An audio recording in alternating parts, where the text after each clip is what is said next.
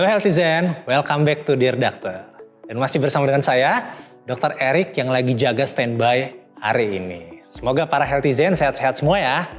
Dan buat yang baru gabung di Dear Doctor, langsung aja nih bisa kasih konsultasi kalian ke saya via Instagram dan Twitter. Nanti bakal saya bahas di Dear Doctor. Dan untuk kali ini sudah ada banyak pertanyaan-pertanyaan yang masuk. Dan pastinya saya juga sudah siap untuk mencoba untuk menjawabnya. Tapi sebelum saya mulai menjawab pertanyaan teman-teman Healthyzen, saya tidak akan bosan untuk selalu mengingatkan, selalu pakai maskermu ya untuk kesehatan, dan selalu terapkan 5M. Nah, pertanyaan pertama langsung saya bacakan ya. Pertanyaan pertama datang dari Lulu. Dear Doctor, sekarang ini teman-teman dekat sudah banyak tertular COVID-19. Saya jadi parno. Parnonya nggak cuma kena mental, tapi kena fisik juga. Kayak pusing mual gitu dok, apakah itu normal dok? Dear Lulu, betul, ini adalah hal yang wajar terjadi. Ini adalah yang dinamakan dengan gejala psikosomatis. Gejala ini adalah gejala yang secara fisik bisa muncul dan serius akibat adanya faktor-faktor psikologis. Istilah psikosomatis ini biasanya digunakan untuk seseorang yang merasakan ada sugesti berupa keluhan fisik yang diduga disebabkan karena faktor-faktor psikis, bisa cemas, stres, atau depresi. Contohnya nih, kalau ada berita-berita mengenai COVID-19 yang terus-menerus kita baca, itu bisa diproses nanti di dalam otak kita dan tubuh kita. Jadi ada bagian tubuh kita namanya hipokampus dan amigdala untuk memproses informasi-informasi tersebut, sehingga ketika kita menerima informasi yang berlebihan, membuat area ini terlalu aktif bekerja, mengaktifkan hormon-hormon sistem saraf otonom juga secara berlebihan. Jadi yang menyebabkan tubuh kita dan mental kita selalu dalam keadaan siaga nih, siaga. Dan juga mengalami kecemasan. Ketidakseimbangan ini yang akhirnya memunculkan gejala psikosomatis itu sebagai reaksi supaya kita siap siaga dalam menghadapi ancaman terhadap tubuh kita. Nah, keadaan ini bila dibiarkan terus-menerus tidak baik Healthyzen. Karena gejala-gejala ini bisa menimbulkan sampai kepada gangguan, yaitu gangguan cemas ataupun gangguan depresi. Semakin kita cemas atau takut, semakin banyak juga hormon stres yang diproduksi oleh tubuh. Jadi, semakin besar kemungkinan kita jatuh ke dalam sakit. Semakin besar juga resikonya bila kita ini akan benar-benar terpapar virus corona. Semoga bisa dipahami ya. Kita lanjut ke pertanyaan selanjutnya yang datang dari Ana Rieta. Dear Doctor, teman saya ngerasa nggak perlu divaksin, soalnya sudah pernah kena COVID. Ini gimana kalau kasusnya begini dok? Dear Anarita, edukasi untuk meningkatkan pemahaman adalah hal yang penting untuk dilakukan pada temannya ya. Jadi edukasi yang paling penting. Pada dasarnya, sistem kekebalan tubuh manusia itu mampu mengingat virus, bakteri atau parasit yang pernah masuk ke dalam tubuh. Jadi ada pengingat di dalam tubuh kita. Dengan demikian, tubuh akan lebih cepat memberikan reaksi untuk melawan serangan yang sama di kemudian hari, sehingga tidak sampai terjadi infeksi lagi. Hal ini juga berlaku pada orang-orang yang telah sembuh dari COVID-19. Setelah sembuh, mereka memiliki antibodi alami yang mampu mengenali dan melawan virus corona. Meskipun belum diketahui secara pasti berapa lama antibodi itu bisa bertahan melindungi tubuh dari virus corona.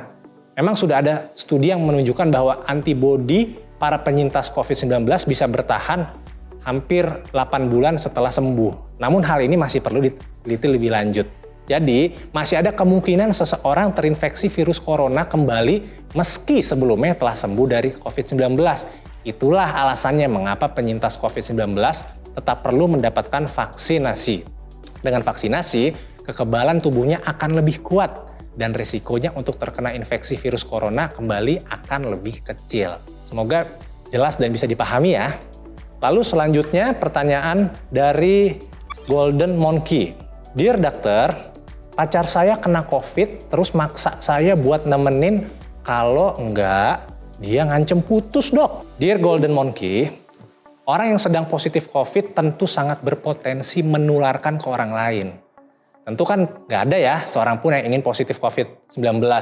Coba kamu berikan pemahaman kepada pacarnya bahwa penyakit ini menular dari seorang ke orang lain. Jadi mau pacaran, suami istri, atau apapun punya resiko yang sama untuk menularkan. Gejalanya pun bisa berbeda-beda. Oleh sebab itu diperlukan adanya isolasi mandiri. sampai batas waktu tertentu agar menghindari penularan ke orang lain.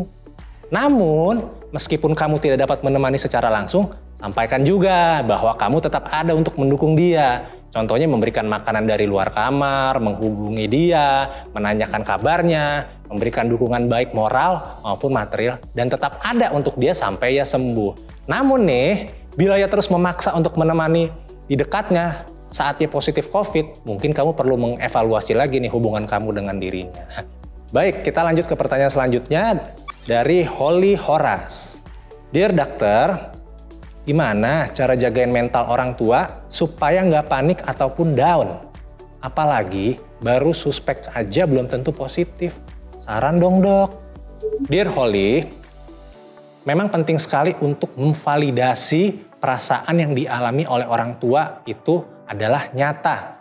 Tentu ketika kita menunggu hasil dari swab itu belum tahu negatif atau positif, pasti ada perasaan cemas ya.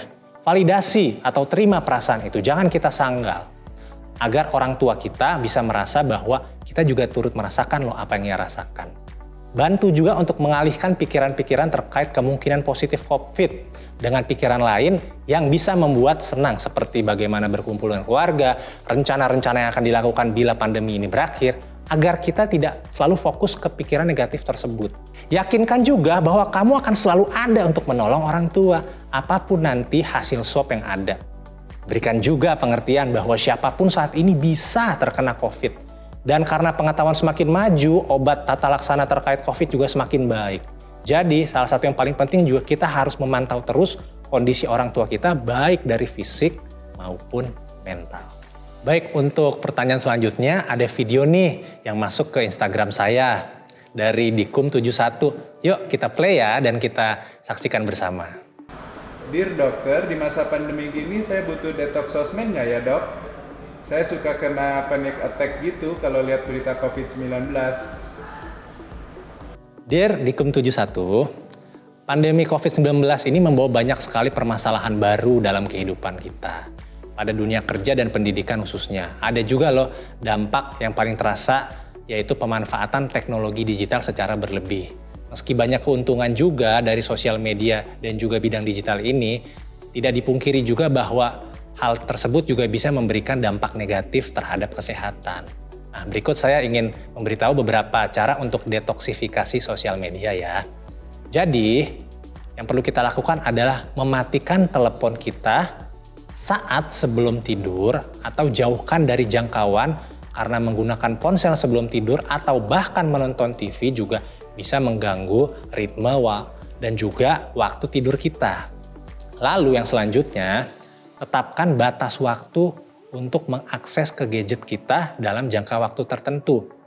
Jangan kita membaca konten yang sama lagi dan lagi. Atur apa yang kita mau tonton atau baca. Berlatih juga untuk melakukan jarak sosial dengan ponsel kita. Jangan selama 24 jam ponsel kita selalu ada di samping kita dan kita lihat terus-menerus. Kita juga bisa mematikan notifikasi untuk hal-hal yang tidak diperlukan. Hanya melihat atau membaca informasi dari sumber yang dapat dipercaya. Lalu ketika kita berada di rumah, kita juga perlu membentuk zona bebas gadget di rumah kita, bisa di ruang makan atau kamar tidur. Harus bebas dari gadget. Batasi penggunaannya selagi berada di sana. Sebagai gantinya, kita bisa menghabiskan waktu berkualitas bersama keluarga atau juga melakukan kegiatan yang kita sukai.